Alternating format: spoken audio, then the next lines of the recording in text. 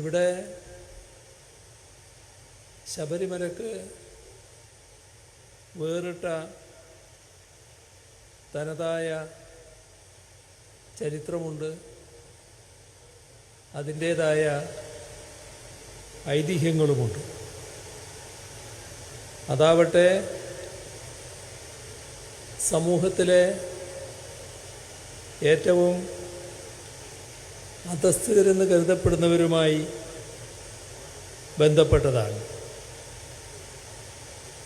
ശബരി ഒരു തപസ്വിനിയായിരുന്നു. ഗോത്ര സമൂഹത്തിൽ നിന്നുള്ള തപസ്വിനി. സീതാന്വേഷണത്തിൻ്റെ ഭാഗമായി രാമലക്ഷ്മണന്മാർ ആ വഴി വരുന്നത് കാത്തിരുന്ന ആ ശബരിയുടെ പേരിലാണ് പിന്നീട് ആ സ്ഥലം തന്നെ അറിയപ്പെട്ടത്. അതാണ് ശബരിമല. ഇതാണ് ആ ഐതിഹ്യം. ശബരിമല വേർതിരിവുകൾക്കും ഭേദചിന്തകൾക്കും അതീതമായ, ജാതിഭേദം മതദ്വേഷം ഏതുമില്ലാതെ അങ്ങനെയുള്ള വേർതിരിവുകൾക്കും ഭേദചിന്തകൾക്കും അതീതമായ മതാതീത ആത്മീയതയെ ഉദ്ഘോഷിക്കുന്ന, എല്ലാ മനുഷ്യർക്കും ഒരുപോലെ പ്രാപ്തമായ ആരാധനാലയമാണ്. ആ നിലക്ക് തന്നെ ഈ ആരാധനാലയത്തെ നമുക്ക് ശക്തിപ്പെടുത്തേണ്ടതുണ്ട്. അയ്യപ്പ ഭക്തന്മാർ ഇന്ന് ലോകത്തെമ്പാടുമുണ്ട്. അതുകൊണ്ട് തന്നെയാണ് ഈ മഹാസംഗമത്തിന് ഒരു ആഗോള സ്വഭാവം കൈവരുന്നത്. നേരത്തെ കേരളത്തിൽ നിന്നുള്ള തീർത്ഥാടകരായിരുന്നു ശബരിമലയിൽ എത്തിക്കൊണ്ടിരുന്നത്. അതോടൊപ്പം അയൽ സംസ്ഥാനക്കാരായ ആളുകളും എത്തിയിരുന്നു. പിന്നീട് രാജ്യത്തിൻ്റെ നാനാഭാഗങ്ങളിൽ നിന്നായി തീർത്ഥാടകരുടെ പ്രവാഹം തന്നെയുണ്ടായി. ക്ഷേത്രത്തിൻ്റെ സാർവലൗകിക സ്വഭാവം മുൻനിർത്തിയാവണം ലോകത്തിൻ്റെ പല ഭാഗങ്ങളിൽ നിന്ന് ശബരിമലയിലേക്ക് ഇന്ന് ആളുകൾ എത്തുന്നത്. പലപ്പോഴും ഭക്തജനസാഗരം എന്ന് വിശേഷിപ്പിക്കാവുന്ന സാന്നിധ്യമാണ് ഇവിടെ ഉണ്ടാവുന്നത്. ഇത്രയേറെ ആളുകൾ എത്തുമ്പോൾ ക്ഷേത്രപ്രവേശനം സുഗമമാക്കാനും തീർത്ഥാടനം ആയാസരഹിതമാക്കാനും വലിയ തോതിലുള്ള ഇടപെടലുകൾ ഉണ്ടാകേണ്ടതുണ്ട്. ഈ ബോധ്യത്തോടെയാണ് തിരുവിതാംകൂർ ദേവസ്വം ബോർഡ് അതിൻ്റെ പ്ലാറ്റിനം ജൂബിലിയോടനുബന്ധിച്ച് ഇങ്ങനെയൊരു സംഗമം നടത്തുന്നത്. സ്വാഗത പ്രസംഗത്തിൽ ആ കാര്യങ്ങൾ ദേവസ്വം ബോർഡ് പ്രസിഡന്റ് പ്രത്യേകം എടുത്തു പറയുകയുമുണ്ടായി. തീർത്ഥാടകർക്ക് എന്താണ് വേണ്ടത്? അത് സർക്കാരോ ദേവസ്വം ബോർഡോ ഏകപക്ഷീയമായി സങ്കല്പിച്ച് നടപ്പിലാക്കുകയല്ല വേണ്ടത്.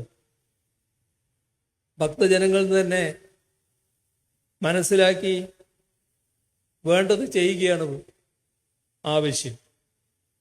അതിനുകൂടി ഉദ്ദേശിക്കപ്പെട്ടിട്ടുള്ളതാണ് ഈ ഭക്തജന സംഗമം. ഇതിനോട് ഭക്തജനങ്ങൾ, പ്രത്യേകിച്ച് അയ്യപ്പ ഭക്തന്മാർ സർവാത്മന സഹകരിക്കുന്നുവെന്ന് കാണുന്നത് സന്തോഷകരമാണ്. യഥാർത്ഥ ഭക്തർക്ക് ഇങ്ങനെയേ ചെയ്യാനാകും. ഭക്തി കേവലമൊരു പരിവേഷമായി അണിയുന്നവർക്ക് പ്രത്യേക അജണ്ടയുണ്ടാവാം. അവർക്ക് പ്രത്യേക താല്പര്യങ്ങളുണ്ടാവാം. അവ മുൻനിർത്തി അവർ ഭക്തജന സംഗമം തടയാൻ എല്ലാവിധ പരിശ്രമങ്ങളും നടത്തി നോക്കി. അത് നമുക്ക് ബാധകമല്ല. ആ വഴിക്കുള്ള ശ്രമങ്ങളെ ബഹുമാനപ്പെട്ട സുപ്രീം കോടതി തന്നെ വിലക്കി എന്നത് നമുക്കാകെ ആശ്വാസകരവുമാണ്. യഥാർത്ഥ ഭക്തരെ തിരിച്ചറിയാൻ വിഷമമില്ല. ഭഗവത്ഗീത തന്നെ യഥാർത്ഥ ഭക്തരുടെ സ്വഭാവം എന്താണെന്ന് എന്നത് വ്യക്തമാക്കിയിട്ടുണ്ട്. ഭക്തന്റെ ലക്ഷണങ്ങൾ ഭഗവത്ഗീതയുടെ 12-ാം അധ്യായത്തിൽ 13 മുതൽ 20 വരെയുള്ള 8 ശ്ലോകങ്ങളിലായാണുള്ളത്. അതിലേറ്റവും പ്രധാനപ്പെട്ടത് അദ്വേഷ്ട സർവഭൂതാനാം മൈത്ര കരുണ ഏവജ എന്ന് തുടങ്ങുന്ന ഭാഗമാണ്. ഒന്നിനെയും ദ്വേഷിക്കാത്തവനും എല്ലാത്തിനും മിത്രമായിരിക്കുന്നവനും എല്ലാവരിലും ദയയുള്ളവനും സുഖദുഃഖങ്ങളിൽ ഭാവഭേദമില്ലാത്തവനും എന്തും ക്ഷമിക്കുകയും സഹിക്കുകയും ചെയ്യുന്നവനും ആയിരിക്കും ഭക്തൻ എന്നതാണ് ആ ഗീതാ നിർവചനം. അതിന് നിരക്കുന്ന തരത്തിലുള്ള ഭക്തിയുള്ളവരുടെ സംഘവുമാണ് സത്യത്തിലിത്. ഗീതയിലെ ഭക്തസങ്കല്പം ഉയർത്തിപ്പിടിക്കുന്നവരുടെ സംഗമം. തീർത്തും മതനിരപേക്ഷ മൂല്യങ്ങളുടെ വിശുദ്ധിയിൽ തിളങ്ങുന്നതാണ് ശബരിമല അയ്യപ്പ ക്ഷേത്രമെന്ന് നമുക്കറിയാം. ഓരോ മതവും വിശ്വാസ പ്രമാണവും തങ്ങളുടേതായ ആരാധനാലയങ്ങളും അനുബന്ധ രീതികളും പിന്തുടരുമ്പോൾ എല്ലാ ജാതി മത ചിന്തകൾക്കും വിശ്വാസങ്ങൾക്കും അപ്പുറം എല്ലാവരും ഒരുമിച്ചൊന്നായി എത്തിച്ചേരുന്ന ഇടമാണ് ശബരിമല. കല്ലും മുള്ളും കാലുക്കുമെത്ത എന്ന ശരണം വിളിച്ചുകൊണ്ട് കഷ്ടപ്പെട്ട് കാനനപാതകൾ താണ്ടി 18-ാം പടി കയറി അവിടെ എത്തുന്ന ഭക്തജനങ്ങളെ സ്വാഗതം ചെയ്യുന്നത് തത്വമസി എന്ന ഉപനിഷത്ത് വചനമാണ്. ചാന്തോക്യോപനിഷത്തിലെ ഈ വചനത്തിൻ്റെ പൊരുൾ അത് നീ തന്നെ എന്നതാണെന്ന് നമുക്കറിയാം. ഞാനും നീയും ഒന്നാകുന്നു എന്ന് പറയുമ്പോൾ അന്യരില്ല എന്നുകൂടിയാണ് അർത്ഥം. അഥവാ അന്യരിലേക്ക് കൂടി ഞാൻ എന്ന സങ്കല്പം ചേർന്ന് നിൽക്കുകയാണ്. ഇങ്ങനെ അന്യരെ കൂടി ഉൾക്കൊള്ളുകയും അന്യനോട് ചേർന്ന് നിൽക്കുകയും ചെയ്യുമ്പോൾ അന്യത എന്നത് ഇല്ലാതാവുകയാണ്. അപരൻ എന്നൊരാൾ ഇല്ലാതാവുകയാണ്. എല്ലാവരും ഒന്ന് എന്ന ബോധം തെളിയുകയാണ്. അത് തെളിയിക്കുക എന്നതാണ് ശബരിമലയുടെ സന്ദേശം. ശ്രീനാരായണ ഗുരുവും ചട്ടമ്പി സ്വാമികളും രമണ മഹർഷിയുമൊക്കെ നമുക്ക് തെളിയിച്ചു തന്ന തത്വമാണിത്. ഇതിൻ്റെ പ്രഘോഷണം നടത്തുന്ന ലോകത്തെ തന്നെ അപൂർവം ക്ഷേത്രങ്ങളിൽ ഒന്നാണ് ശബരിമല. അവിടെ അയ്യപ്പന് നിത്യവും ഉറക്കുപാട്ടാകുന്നത് ഹരിവരാസനമാണെന്ന് എല്ലാവർക്കും അറിയാം. ആ കൃതി ചിട്ടപ്പെടുത്തിയത് നിരീശ്വരവാദിയായ ദേവരാജൻ മാസ്റ്ററാണ്. അത് ആലപിച്ചതാകട്ടെ ജന്മം കൊണ്ട് ക്രൈസ്തവനായ യേശുദാസുമാണ്. സന്നിധാനത്തിലേക്കുള്ള യാത്രാമധ്യേ അയ്യപ്പ ഭക്തന്മാർ തൊഴുതു നീങ്ങുന്നത് വാവർ നടയിലൂടെയാണ്. വാവറാകട്ടെ ഇസ്ലാമാണ്. മധ്യ കേരളത്തിൽ നിന്ന് മല ചവിട്ടാൻ പോകുന്ന അയ്യപ്പ ഭക്തർ ക്രൈസ്തവ ദേവാലയമായ അർത്തുങ്കൽ പള്ളിയിലും കാണിക്കയിടുന്നു. ഇങ്ങനെ സർവധർമ്മ സമഭാവനയുടെ പ്രതീകമായി നിൽക്കുന്ന എത്ര ദേവാലയങ്ങളുണ്ട് ലോകത്തിൽ. അങ്ങനെ ആലോചിക്കുമ്പോഴാണ് ശബരിമലയ്ക്കുള്ള പ്രത്യേകത കൂടുതൽ കൂടുതൽ വ്യക്തമാവുക. ശബരിമലയുടെ മതാതീത ആത്മീയത ഒരു അത്യപൂർവതയാണ്. ഇത് ലോകത്തിനു മുന്നിൽ കൊണ്ടുവരിക എന്നത് പ്രധാനമാണ്. അങ്ങനെ രാജ്യാന്തരങ്ങളിൽ നിന്നുള്ള അയ്യപ്പ ഭക്തരെ ഇങ്ങോട്ട് ആകർഷിക്കാൻ കഴിയണം. അതിനുതകും വിധം ശബരിമലയുടെ ഭൗതിക സാഹചര്യങ്ങൾ മെച്ചപ്പെടുത്തുകയും ആകർഷകമാക്കുകയും വേണം.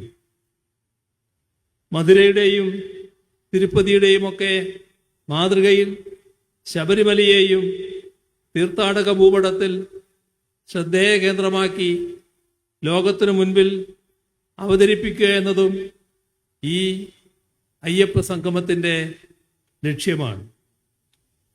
ശബരിമലയുടെ സ്വീകാര്യത കൂടുതൽ സാർവത്രികമാക്കുക, അവിടുത്തെ വികസന പദ്ധതികൾ പരിസ്ഥിതിക്ക് പരിക്കേൽക്കാത്ത വിധം മുൻപോട്ട് കൊണ്ടുപോവുക, തീർത്ഥാടനം കൂടുതൽ ആയാസരഹിതമാക്കുക തുടങ്ങിയവയാണ് ഈ സംഗമത്തിൻ്റെ ഉദ്ദേശം. ഇതൊക്കെ എങ്ങനെ സാധ്യമാക്കണം എന്നത് സംബന്ധിച്ച് നിങ്ങളുടെ നിർദ്ദേശങ്ങൾക്ക് അങ്ങേയറ്റത്തെ പ്രാധാന്യം നൽകി ദേവസ്വം ബോർഡും സർക്കാരും മുന്നോട്ടു പോകും. ലോകത്ത് എവിടെ നിന്നുമുള്ള അയ്യപ്പ ഭക്തർക്ക് ശബരിമലയിൽ എത്തിച്ചേരുന്നതിനും ദർശനം നടത്തി സുരക്ഷിതമായി മടങ്ങുന്നതിനും ആവശ്യമായ സംവിധാനങ്ങൾ വിപുലപ്പെടുത്തേണ്ടതുണ്ട്. അതിനു വേണ്ടത് ബഹുമുഖമായ ഇടപെടലുകളാണ്. ഗതാഗത സംവിധാനങ്ങൾ മുതൽ വെർച്വൽ കണക്ടിവിറ്റി വരെ അതിനായി ഉപയോഗപ്പെടുത്തണം. നൂതന ഗതാഗത സൗകര്യങ്ങൾ ഒരുങ്ങണം.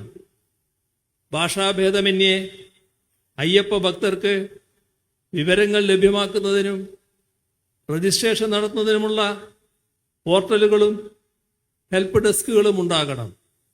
ഇക്കാര്യത്തിലൊക്കെ ദേവസ്വം ബോർഡും സർക്കാരും ശ്രദ്ധ വെക്കുമ്പോൾ അതിനെ ദുർവ്യാഖ്യാനം ചെയ്ത് ഭിന്നിപ്പുണ്ടാക്കാൻ ചിലർ ശ്രമിക്കുന്നുണ്ടാവാം. അത് ശബരിമലയുടെ താല്പര്യത്തിലല്ല, ഭക്തജനങ്ങളുടെ താല്പര്യത്തിലുമല്ല.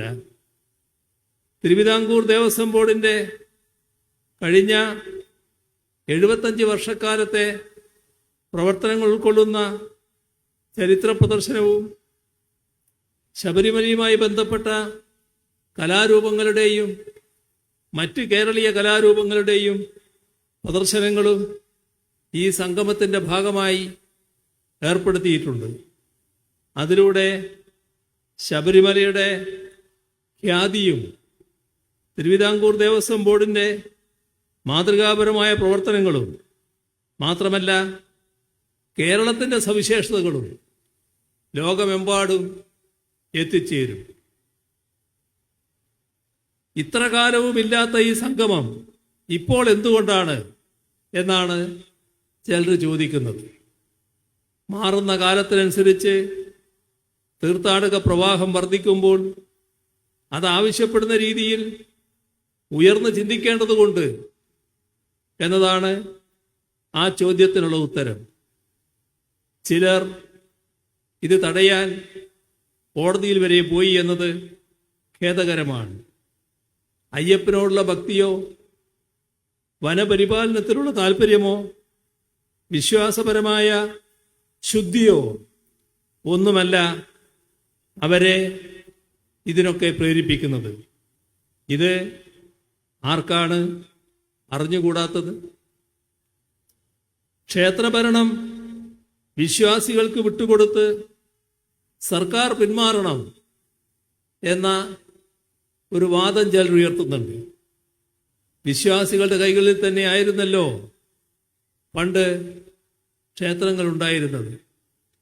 ആരും നോക്കാനില്ലാതെ അതൊക്കെ മിക്കവാറും നാശോന്മുഖമാകുന്ന നില വന്നപ്പോഴാണ് ദേവസ്വം ബോർഡ് ഉണ്ടാവണമെന്ന, സർക്കാർ ഇടപെടലുണ്ടാകണമെന്ന ആവശ്യം വിശ്വാസി സമൂഹത്തിൽ നിന്ന് തന്നെ ഉയർന്നു വന്നത്.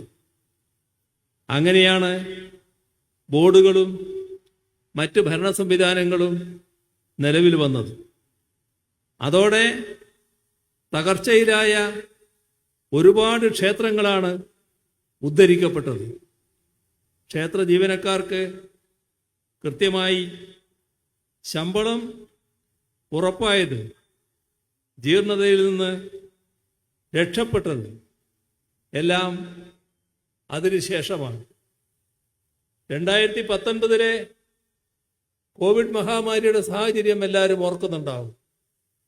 ആ സാഹചര്യത്തിൽ ദേവസ്വം ബോർഡിൻ്റെ ദൈനംദിന പ്രവർത്തനങ്ങൾ പോലും വിഷമത്തിലാകുന്ന സ്ഥിതിയാണ് ഉണ്ടായത്.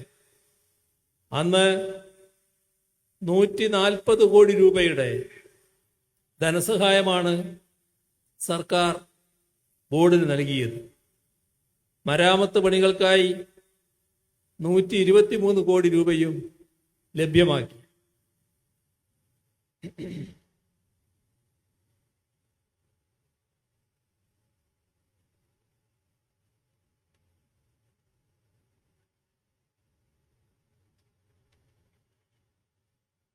ഇത്തരം സത്യങ്ങൾ പലരും കണ്ടില്ലെന്നടിക്കുന്നു.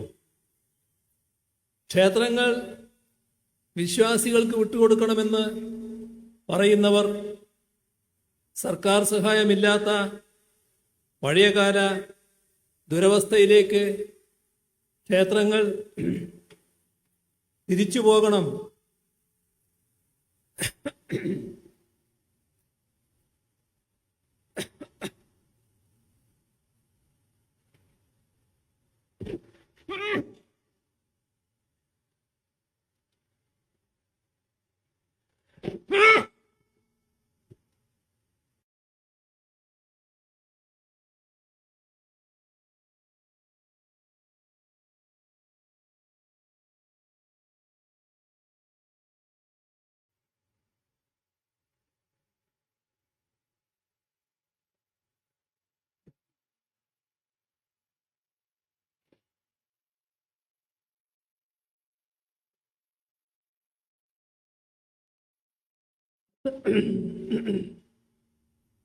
അത്തരമൊരു തിരിച്ചുപോക്കാണോ അവരാഗ്രഹിക്കുന്നത് എന്ന് അവരോട് തന്നെ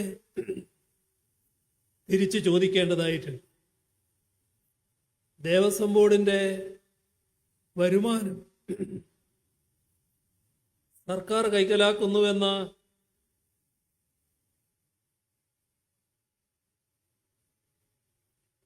വ്യാജ പ്രചരണം ചിലര് ബോധപൂർവം ഇപ്പോഴും നടത്തി വരുന്നുണ്ട്.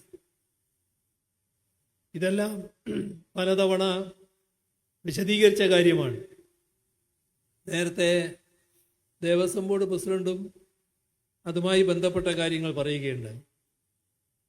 ഇവിടെ ശ്രദ്ധിക്കേണ്ട കാര്യം, ക്ഷേത്ര വരുമാനത്തിൽ നിന്ന് സർക്കാർ ഒരു പൈസ പോലും എടുക്കുന്നില്ല എന്നതാണ്. എന്നാൽ ദേവസ്വം ബോർഡിന് സർക്കാർ പണം നൽകുന്നു എന്നതുകൂടി കാണേണ്ടതായിട്ടുണ്ട്. അതുകൊണ്ടാണ് താരതമ്യേന തുച്ഛ വരുമാനം മാത്രമുള്ള എത്രയോ ക്ഷേത്രങ്ങളിൽ ഇന്നും അന്ത്യത്തിരി തെളിയുന്നത്. അവിടങ്ങളിലെ ക്ഷേത്ര ജീവനക്കാർ പട്ടിണിയിലാകാത്തത്. ശബരിമല മാസ്റ്റർ പ്ലാൻ പ്രവർത്തികൾ ആരംഭിച്ച 2011-2012 മുതൽ നാളിതുവരെ 148 കോടി 50 ലക്ഷം രൂപ വിവിധ വികസന പദ്ധതികൾക്കായി സർക്കാർ ചെലവഴിച്ചിട്ടുണ്ട്. ശബരിമലയുടെ ബേസ് ക്യാമ്പായ നിലക്കലിൻ്റെ ലേഔട്ട് പ്ലാനിന് 2020 തന്നെ സർക്കാർ അംഗീകാരം നൽകിയിരുന്നു. ശബരിമല മാസ്റ്റർ പ്ലാൻ ഉന്നതികാര സമിതിയുടെ പ്രവർത്തനത്തിലെ കാലതാമസം കാരണം ഫണ്ട് യഥാസമയം ചെലവഴിക്കാൻ കഴിയാത്ത സാഹചര്യം മുൻപുണ്ടായിരുന്നു. എന്നാൽ സർക്കാരിൻ്റെ നിരന്തരമായ ഇടപെടൽ മൂലം ശബരിമല മാസ്റ്റർ പ്ലാൻ പദ്ധതിയിൽ ഉൾപ്പെട്ട പ്രവൃത്തികളെല്ലാം തന്നെ വേഗത്തിലാക്കാൻ കഴിഞ്ഞിട്ടുണ്ട്. അതിൻ്റെ ഭാഗമായി സന്നിധാനത്തിൻ്റെയും പമ്പയിലെ ട്രക്ക് റൂട്ടിൻ്റെയും ലേഔട്ട് പ്ലാനുകൾക്ക് സർക്കാർ കഴിഞ്ഞ ജനുവരിയിൽ അംഗീകാരം നൽകുകയുണ്ടായി.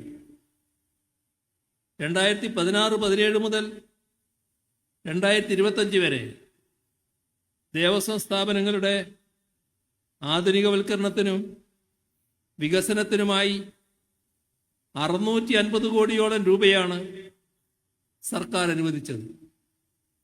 തിരുവിതാംകൂർ ദേവസ്വം ബോർഡിന് 145 കോടി രൂപ, കൊച്ചിൻ ദേവസ്വം ബോർഡിന് 26 കോടി രൂപ, മലബാർ ദേവസ്വം ബോർഡിന് 305 കോടി രൂപ, കൂടൽമാണിക്യം ദേവസ്വത്തിന് 4 കോടി രൂപ, ദേവസ്വം റിക്രൂട്ട്മെന്റ് ബോർഡിന് 21 കോടി രൂപ, ശ്രീപത്മനാഭസ്വാമി ക്ഷേത്രത്തിന് 3.5 കോടി രൂപ, ഹിന്ദു ധർമ്മസ്ഥാപന ഭരണവകുപ്പിന് 28 കോടി രൂപ. ഇങ്ങനെയാണ് ദേവസ്വം ബോർഡുകൾക്കും അനുബന്ധ സ്ഥാപനങ്ങൾക്കും അനുവദിച്ച തുക.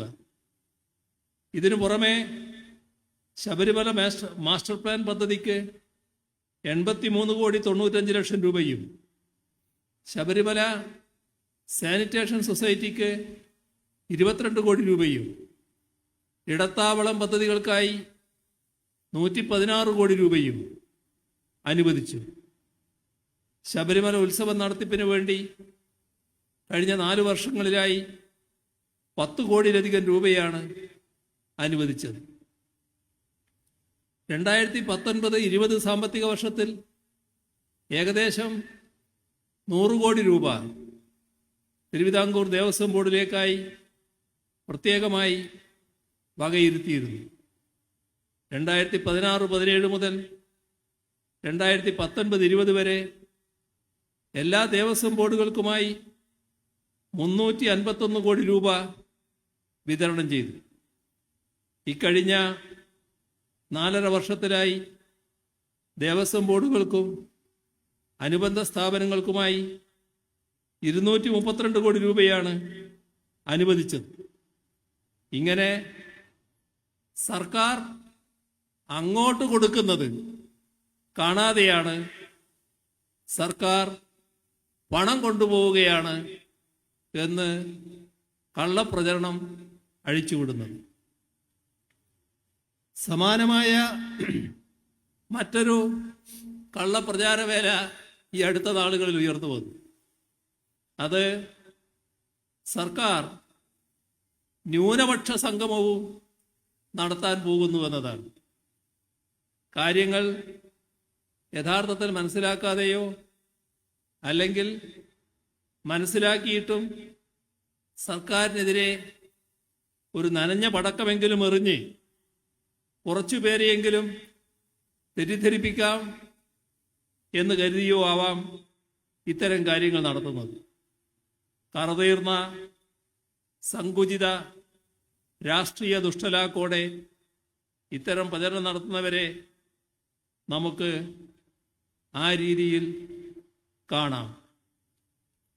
വ്യക്തമായി കാര്യങ്ങൾ മനസ്സിലാക്കാതെ ഒരു വിഭാഗം ആളുകളെ തെറ്റിദ്ധരിപ്പിക്കാൻ വേണ്ടി ചില മാധ്യമങ്ങൾ ദുരുദ്ദേശത്തോടെ വാർത്തകൾ പ്രചരിപ്പിക്കുന്നത് ശരിയാണോ? സംഭവ വികാസങ്ങളെ സത്യസന്ധമായും വസ്തുതാപരമായും നിഷ്പക്ഷമായും ജനങ്ങളിലേക്ക് എത്തിക്കുകയല്ലേ മാധ്യമപ്രവർത്തനത്തിൻ്റെ അടിസ്ഥാന പ്രമാണം. ബോധപൂർവം നുണ പ്രചരിപ്പിക്കുന്ന ചില കേന്ദ്രങ്ങളുണ്ട്. അത്തരം കേന്ദ്രങ്ങൾ ആ നുണ പ്രചരിപ്പിക്കുന്നൊരു കലയായിട്ട് സ്വീകരിച്ചവരാണ്.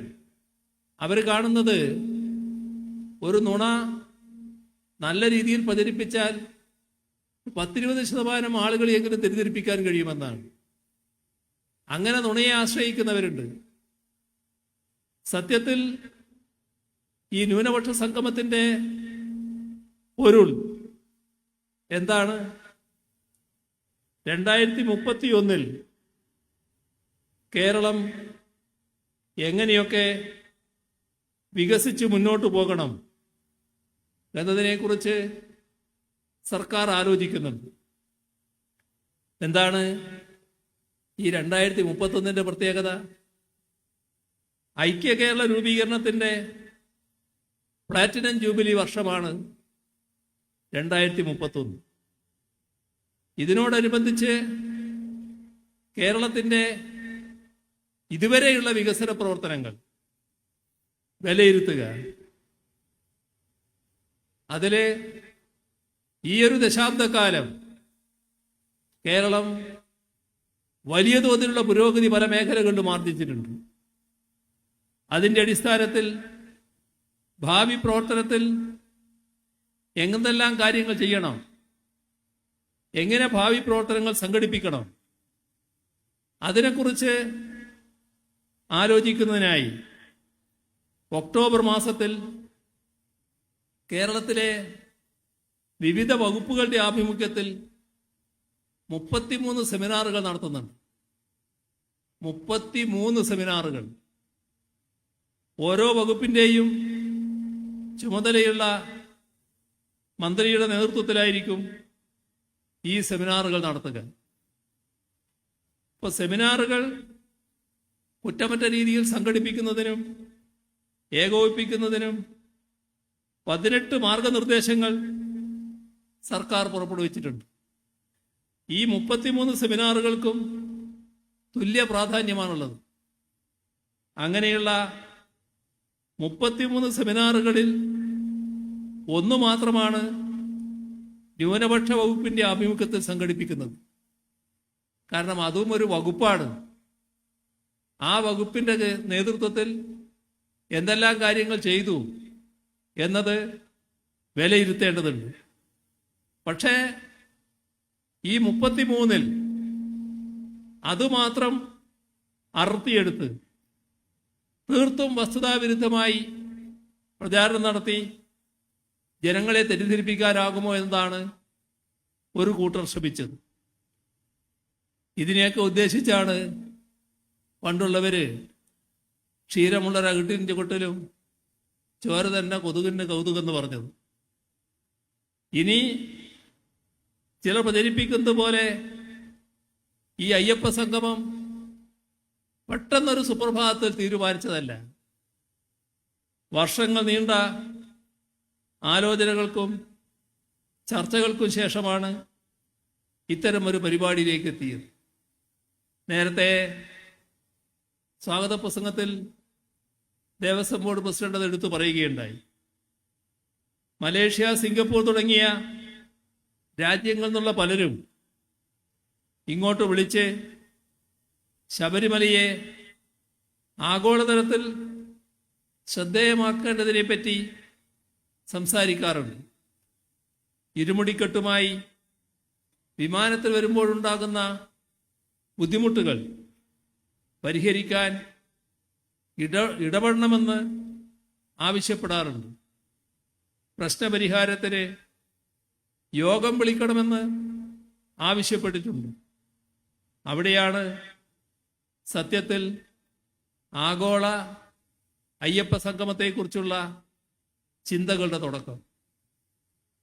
ആഗോള സംഗമം ഇങ്ങനെ സംഘടിപ്പിക്കുന്നത് ആദ്യമാണെങ്കിലും നമ്മുടെ ശബരിമല ഉത്സവത്തോടനുബന്ധിച്ചുള്ള നമ്മുടെ രാജ്യത്തിലെ വിവിധ സംസ്ഥാനങ്ങളിലെ മന്ത്രിമാർ കൂടിയിരുന്ന് ആലോചിക്കാറുണ്ട് എന്നുള്ളത് നമുക്കേവർക്കും അറിയാവുന്ന കാര്യമാണ്.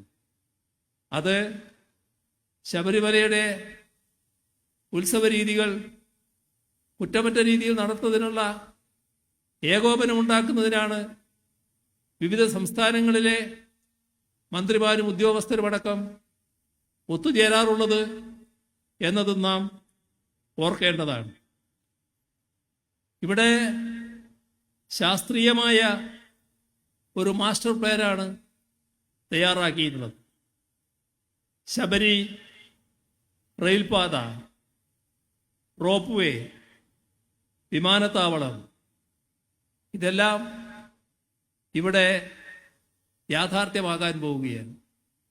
നാം കാണേണ്ട ഒരു വസ്തുത, ശബരി റെയിൽപാതയുടെ കാര്യത്തിൽ അടുത്ത ദിവസം ഒരു പച്ച നുണ വലിയ തോതിൽ പ്രചരിപ്പിക്കാനൊരു ശ്രമം നടന്നല്ലോ. ശബരി റെയിൽപാതയുടെ പ്രാധാന്യം മനസ്സിലാക്കിക്കൊണ്ടുള്ള ഇടപെടലാണ് സംസ്ഥാന സർക്കാർ നടത്തിയത്. സാധാരണ റെയിൽപാതകൾ നിർമ്മിക്കുന്നത് കേന്ദ്ര ഗവൺമെന്റ് ചെലവിലാണ്. കേന്ദ്ര ഗവൺമെന്റാണ് ആ ചെലവ് മുഴുവൻ വഹിക്കേണ്ടത്. നമ്മുടെ സംസ്ഥാനങ്ങൾക്കുള്ള വരുമാനത്തിൽ തന്നെ വലിയ കുറവ് വരുന്നൊരു കാലമാണിത്. ആ കുറവിന് പുറമെ പ്രത്യേക മനോഭാവത്തോടെ ചില സംസ്ഥാനങ്ങളെ സമീപിക്കുന്നതിൻ്റെ ഭാഗമായി വരുന്ന കുറവ് വേറെയുമുണ്ട്. ഇപ്പോ അടുത്ത കാലത്ത് GSTയിൽ ഏകപക്ഷീയമായി വരുത്തിയ പരിഷ്കരണം ഈ കുറഞ്ഞു നിൽക്കുന്ന വരുമാനത്തിൽ പിന്നെയും കുറവുണ്ടാക്കുകയാണ്. ഇതെല്ലാമാണെങ്കിലും ശബരി റെയിൽ സംസ്ഥാനത്തിൻ്റെ ഏറ്റവും പ്രധാനപ്പെട്ട ഒരു ആവശ്യമെന്ന് കണ്ടുകൊണ്ട് തന്നെയാണ് സംസ്ഥാന സർക്കാർ നിലപാടെടുത്തത്. അതുകൊണ്ടാണ് പൂർണ്ണമായും ചെലവ് വഹിക്കേണ്ടത് കേന്ദ്ര ഗവൺമെന്റ് ആണെങ്കിലും ഞങ്ങൾ പകുതി ചെലവ് വഹിക്കാൻ സന്നദ്ധമാണ് എന്ന നിലപാട് സംസ്ഥാനം സ്വീകരിച്ചത്. അതിന് ചെലവെത്ര നമ്മൾ വഹിച്ചാലും അനുമതിയും നടപ്പാക്കലും ഉണ്ടാക്കേണ്ടത് കേന്ദ്ര ഗവൺമെന്റിൽ നിന്നാണ്. കാലതാമസം വരുന്നു. പലവട്ടം ചർച്ച ചെയ്തു. ഏറ്റവും ഒടുവിലുള്ള ചർച്ചയിലും ഈ പറയുന്ന 50% വഹിക്കാൻ സർക്കാർ സന്നദ്ധമാണെന്ന് അറിയിച്ചു.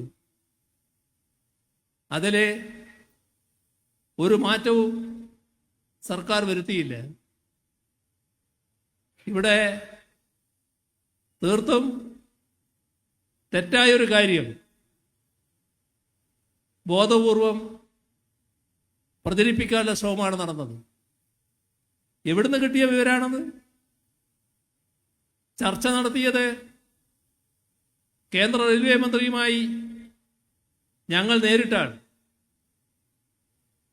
മുഖ്യമന്ത്രി എന്ന നിലക്ക് ഞാനുണ്ട്, റെയിൽവേ മിനിസ്റ്ററുമുണ്ട്. ഞങ്ങൾ പറഞ്ഞതിനപ്പുറം ഈ കേരളത്തിലെ ഈ ഘട്ടത്തിൽ ആര് പറഞ്ഞ വിവരമാണ് ഈ വാർത്തക്ക് അടിസ്ഥാനം? ഒരടിസ്ഥാനവുമില്ലാത്ത വാർത്ത പച്ച നുണയായി പ്രചരിപ്പിക്കുകയാണ്.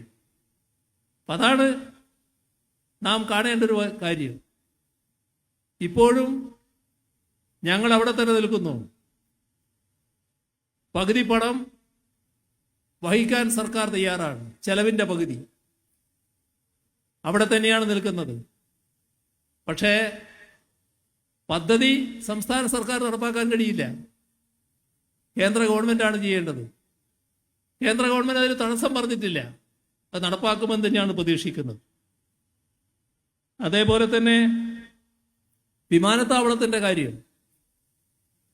വിമാനത്താവളം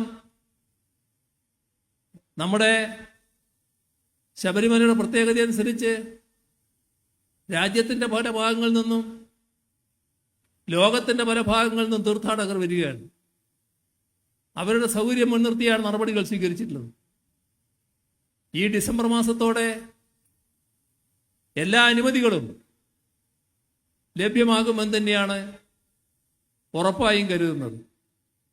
ഇതേവരെ മറ്റ് തടസ്സങ്ങളൊന്നും അതിനുണ്ടായിട്ടില്ല. കേന്ദ്ര ഗവൺമെന്റും നല്ല സഹകരണത്തിൽ തന്നെയാണ് പോകുന്നത്. അടുത്ത വർഷത്തോടെ ഇതിനാവശ്യമായ സ്ഥലം പൂർണ്ണമായി ഏറ്റെടുക്കാനാകും എന്ന് തന്നെയാണ് കരുതുന്നത്. കേസ് ബഹുമാനപ്പെട്ട കോടതിയുടെ മുന്നിലുണ്ട്. എങ്കിലും മറ്റ് തടസ്സങ്ങൾ വരില്ല എന്ന ശുഭപ്രതീക്ഷ തന്നെയാണ് സംസ്ഥാന സർക്കാരിനുള്ളത്. 2026 സ്ഥലമേറ്റെടുത്തു കഴിഞ്ഞ് വിമാനത്താവള നിർമ്മാണവുമായി ബന്ധപ്പെട്ട നടപടികളിലേക്ക് കടക്കാനാകും എന്ന് തന്നെയാണ് സർക്കാർ കരുതുന്നത്. റോപ്പ് വേയുടെ കാര്യത്തിലും നല്ല പുരോഗതി ഉണ്ടായിക്കഴിഞ്ഞിരിക്കുകയാണ്. ഈ മാസ്റ്റർ പ്ലാനിന്റെ വിശദാംശങ്ങൾ സ്വാഭാവികമായി സംഗമത്തിൽ ചർച്ച ചെയ്യപ്പെട്ടു എന്ന് വരും. വിവിധ മേഖലകളിലെ വിദഗ്ധരടക്കം അത്തരം ചർച്ചകൾക്ക് നേതൃത്വം നൽകുമെന്നാണ് പ്രതീക്ഷിക്കുന്നത്. നമുക്കറിയാം, ഓരോ വർഷവും ശബരിമലയിലേക്ക് എത്തുന്ന തീർത്ഥാടകരുടെ എണ്ണത്തിൽ വലിയ വർധനവാണ് ഉണ്ടാകുന്നത്. ആ വർധനക്കനുസരിച്ച് സുഗമമായ യാത്രാ സൗകര്യം, പാർക്കിംഗ്, ശുദ്ധജല ലഭ്യത, സാനിറ്റേഷൻ സംവിധാനങ്ങൾ, വിശ്രമ കേന്ദ്രങ്ങൾ, ചികിത്സാ സൗകര്യങ്ങൾ ഇതെല്ലാം ഇവിടെ ഉണ്ടാവണം. എന്നാൽ അതേസമയം പ്രകൃതിയുടെ മനോഹാരിതയ്ക്ക് കോട്ടം തട്ടാതിരിക്കണം. അതിനോടൊപ്പം തന്നെ പരിസ്ഥിതിക്ക് ഏൽക്കാതിരിക്കുകയും വേണം. എരുമേലി അടക്കമുള്ള സമീപ പ്രദേശങ്ങളും ഇതിൻ്റെ ഭാഗമായി വികസിക്കേണ്ടതുണ്ട്. ഒരു തീർത്ഥാടന ടൂറിസം സർക്യൂട്ട് തന്നെ വികസിപ്പിക്കേണ്ടതുണ്ട് എന്നാണ് കാണുന്നത്. ഏതാണ്ട് 2050 വരെയുള്ള വികസന സാധ്യതകൾ മുന്നിൽ കണ്ടുകൊണ്ടാണ് കാര്യങ്ങൾ നീക്കുന്നത്. ശബരിമല, പമ്പ, പരമ്പരാഗത പാത, നിലക്കൽ എന്നിവയുടെ സമഗ്ര വികസനമാണ് ശബരിമല മാസ്റ്റർ പ്ലാൻ ലക്ഷ്യമിടുന്നത്. ശബരിമല സന്നിധാനത്തിൻ്റെ ആത്മീയവും സാംസ്കാരികവുമായ പൈതൃകത്തെ മാനിച്ചുകൊണ്ടാണ് ലേഔട്ട് പ്ലാൻ തയ്യാറാക്കിയിരിക്കുന്നത്. അതോടൊപ്പം സുരക്ഷയും സൗന്ദര്യാത്മക മെച്ചപ്പെടുത്തലുകളും ലേഔട്ട് പ്ലാൻ ഉറപ്പാക്കുന്നുണ്ട്. കേരളത്തിൻ്റെ പരമ്പരാഗത വാസ്തുവിദ്യാശൈലിക്ക് അനുസൃതമായ മാർഗനിർദ്ദേശങ്ങളും സവിശേഷതകളും ലേഔട്ട് പ്ലാൻ മുന്നോട്ട് വെക്കുന്നുമുണ്ട്. ശബരിമല സന്നിധാനത്തിൻ്റെ വികസനത്തിനായി 2022-2027 വരെയുള്ള ആദ്യഘട്ടത്തിന് 600,47 ലക്ഷം രൂപയും 2028-2033 വരെയുള്ള രണ്ടാം ഘട്ട വികസനത്തിന് 100,02 ലക്ഷം രൂപയും 2034-2039 വരെയുള്ള മൂന്നാം ഘട്ടത്തിന് 77,68 ലക്ഷം രൂപയും ഉൾപ്പെടെ ആകെ 718,17 ലക്ഷം രൂപയാണ് ലേഔട്ട് പ്ലാൻ പ്രകാരം ചെലവ് കണക്കാക്കിയിരിക്കുന്നത്. ശബരിമല തീർത്ഥാടനത്തിലുള്ള ഒരു ട്രാൻസിറ്റ് ക്യാമ്പായിട്ടാണ് പമ്പയെ ലേഔട്ട് പ്ലാനിൽ വിഭാവനം ചെയ്തിരിക്കുന്നത്. തീർത്ഥാടകർക്ക് സന്നിധാനത്തേക്ക് കയറുന്നതിനും സന്നിധാനത്ത് നിന്ന് തിരിച്ചിറങ്ങുന്നതിനും ഒരു പ്രത്യേക സർക്കുലേഷൻ റൂട്ട് പിന്തുടരുന്നുവെന്ന് ഉറപ്പാക്കി അതുവഴി ഭാവിയിൽ ഉണ്ടായേക്കാവുന്ന തിരക്ക് ഒഴിവാക്കുവാൻ ഉതകുന്ന രീതിയാണ് അവലംബിച്ചിരിക്കുന്നത്. ലേഔട്ട് പ്ലാൻ പ്രകാരം പമ്പയുടെ വികസനത്തിനായി 2022-2027 വരെയുള്ള ആദ്യഘട്ടത്തിന് 184,75 ലക്ഷം രൂപ, 2028-2033 വരെയുള്ള രണ്ടാം ഘട്ടത്തിന് 22,73 ലക്ഷം രൂപ, അങ്ങനെ ആകെ 207,48 ലക്ഷം രൂപ.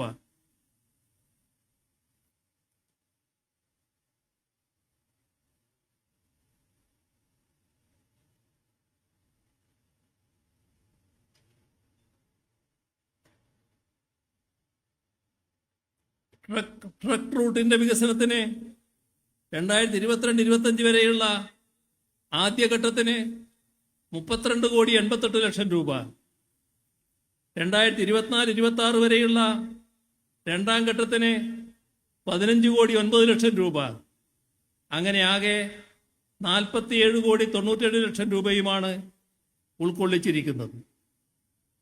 സന്നിധാനം, പമ്പ, ട്രക്ക് റൂട്ട് എന്നിവയുടെ വികസനത്തിനായി ലേഔട്ട് പ്ലാനുകൾ പ്രകാരം ആകെ ചെലവ് കണക്കാക്കിയിരിക്കുന്നത് 1,033,62 ലക്ഷം രൂപയാണ്.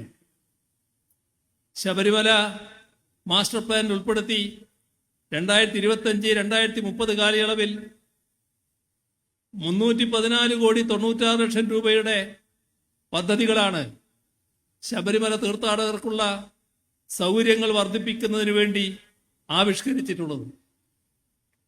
പമ്പ ഗണപതി ക്ഷേത്രം മുതൽ പമ്പ ഹിൽ ടോപ്പ് വരെ പമ്പാ നദിക്ക് കുറുകെ നിർമ്മിക്കുന്ന സുരക്ഷാ പാലം, നിലക്കൽ ഇടത്താവളത്തിലെ കോർ ഏറിയയുടെ വികസനം, കുന്നാറിൽ നിന്നും ശബരിമല സന്നിധാനത്തിലേക്കുള്ള കുടിവെള്ള പൈപ്പ് ലൈൻ സ്ഥാപിക്കല്, നിലക്കൽ ഇടത്താവളത്തിലെ റോഡുകളുടെയും അനുബന്ധ പാലങ്ങളുടെയും നിർമ്മാണം, ശബരിമല സന്നിധാനത്തെ തീർത്ഥാടക സൗകര്യ കേന്ദ്രം, തന്ത്രിമഠം, പ്രസാദ നിർമ്മാണ വിതരണ സമുച്ചയം ഇവയുടെ നിർമ്മാണം, ശബരിമല സന്നിധാനത്ത് അഗ്നിശമന സംവിധാനങ്ങൾ ഏർപ്പെടുന്ന പ്രവൃത്തി, കൂടാതെ ശബരിമല സന്നിധാനത്തെ തീർത്ഥാടക നിർഗമന പാലം, നിലക്കൽ ഇടത്താവളങ്ങളുടെ ജലസ്രോതസ്സുകളുടെ സംരക്ഷണവും പരിപാലനവും, ഇവക്കെല്ലാം വിശദമായ പദ്ധതി രേഖ തയ്യാറാക്കുന്നതിനുള്ള നടപടികളും സ്വീകരിച്ചു വരികയാണ്. ഇത്തരം കാര്യങ്ങളെപ്പറ്റി ഒരു തുറന്ന ചർച്ച നടത്തുന്നതിൽ ശബരിമലയുടെ വികസനം ആഗ്രഹിക്കുന്നവർ എതിർപ്പ് പ്രകടിപ്പിക്കേണ്ട വല്ല കാര്യവുമുണ്ടോ? അപ്പോൾ എതിർക്കുന്നവരുടെ ഉള്ളിലിരിപ്പ് എന്താണെന്ന് ഊഹിക്കാവുന്നതേയുള്ളൂ. എല്ലാവരുടെയും അഭിപ്രായങ്ങൾ കേട്ട് എല്ലാവരെയും ഉൾക്കൊണ്ട് അവരെയെല്ലാം ചേർത്ത് പിടിച്ചുമാണ് നമ്മൾ ശബരിമലയുടെ വികസനം ഉറപ്പാക്കാൻ ഉദ്ദേശിക്കുന്നത്. ഈ കാഴ്ചപ്പാടിൻ്റെ അടിസ്ഥാനത്തിലാണ് ഈ അയ്യപ്പ സംഗമം നടത്തുന്നത്. ഈ അയ്യപ്പ സംഗമത്തിന് എല്ലാ വിജയങ്ങളും ആശംസിച്ചുകൊണ്ട് മറ്റ് കൂടുതൽ കാര്യങ്ങളിലേക്ക് കടക്കാതെ നിറഞ്ഞ സന്തോഷത്തോടെ ഇതിൻ്റെ ഔപചാരികമായ ഉദ്ഘാടനം നിർവഹിച്ചതായി അറിയിച്ചുകൊണ്ട് അവസാനിപ്പിക്കുന്നു. നിങ്ങൾക്കെൻ്റെ സ്നേഹാഭിവാദനങ്ങൾ.